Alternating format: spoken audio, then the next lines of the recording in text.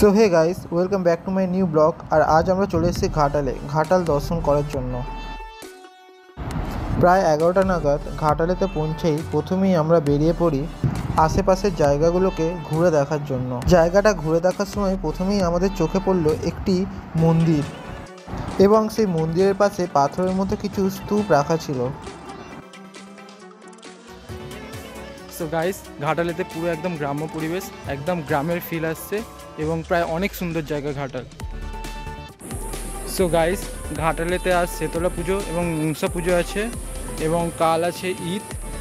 So তাই আমরা ঘাটালে চলে এসেছি।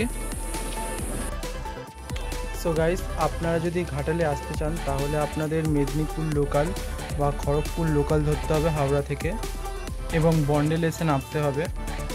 সেখান থেকে প্রায় নদীপথ পার হয়ে আপনাদেরকে ঘাটালে আসতে হবে। সেখান থেকে আপনারা টোটো বা বাস ধরে ডাইরেক্ট ঘাটালে আসতে পারেন। কিছুক্ষণের মধ্যেই পুজোর আয়োজন শুরু হয়ে গেল, এবং তার মাঝখানেই আমরা বেরিয়ে পড়লাম আবার ঘাটাল ঘোরার জন্য। পুজো শেষ হওয়ার পরের দিনই আমরা বাড়ি ফেরার জন্য বেরিয়ে পড়লাম।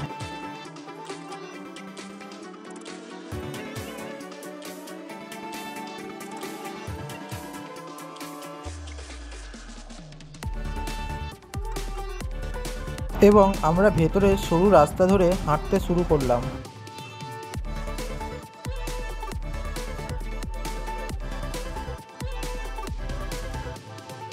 প্রায় তার কিছুক্ষণের মধ্যেই আমরা কাঠের ব্রিজে এসে পৌঁছালাম।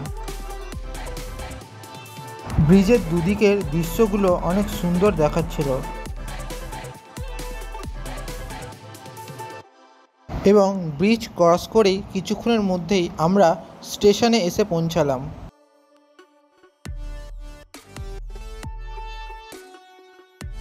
আমাদের স্টেশনটা প্রায় অনেকটাই খালি ছিল,